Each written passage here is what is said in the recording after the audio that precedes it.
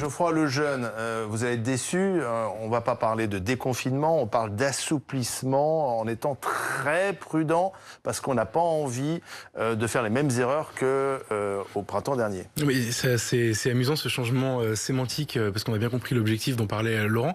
Moi, ce que je commence à trouver un peu dangereux pour le gouvernement, c'est que je crains qu'il y ait une grande fatigue, en tout cas moi c'est ce que je ressens, une grande fatigue de ces adresses présidentielles ou primo-ministérielles. Tous les 15 jours, vous savez, on est suspendu à la bouche du président, du Premier ministre qui viennent nous expliquer ce qu'ils ont décidé en rentrant dans le micro-détail de la micro-règle qui va maintenant s'appliquer. Et je trouve que ça a une conséquence, déjà une mauvaise conséquence, c'est que demain Macron ne peut pas annoncer de bonnes perspectives pour les raisons que vous venez de dire. C'est-à-dire que s'il y a des trop bonnes nouvelles, des trop bonnes annonces, du coup on prend le risque de revivre ce qui s'est passé cet été et donc il faudra gérer les conséquences après. Ça c'est la première chose.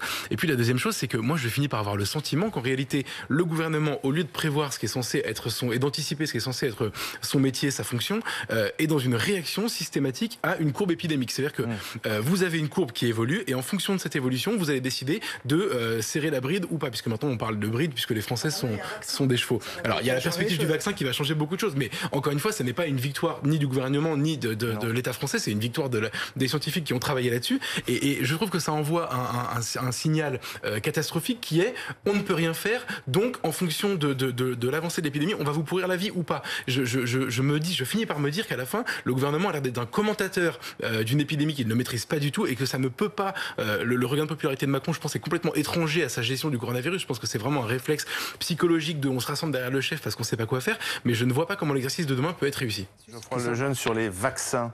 Je suis d'accord avec Laurent, je pense que ça va être une énorme polémique.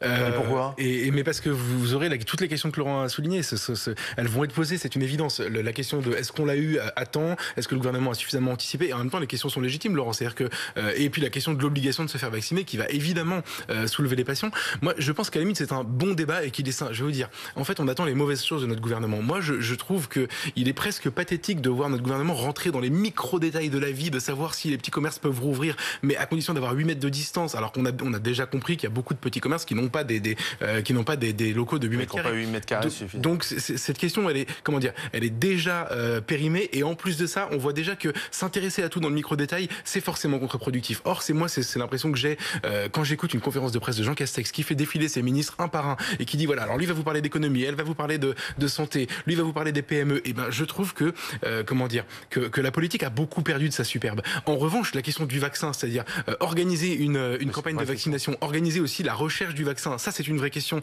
et c'était du ressort du gouvernement. Donc combien ça va coûter combien ça va coûter? Est-ce qu'on va être livré à temps? On a déjà 1,5 milliard d'euros budgétés dans le projet de loi de finances pour. Non mais là on va pas commencer à pinailler sur le vaccin après tout ce qu'on a creusé, la dette, c'est bon, on a compris qu'elle était creusée, donc évidemment que les moyens seront mis en place. Non mais les moyens, de frigo, pas seulement etc., pour acheter le vaccin, mais c'est aussi pour vacciner. Est-ce que ce sont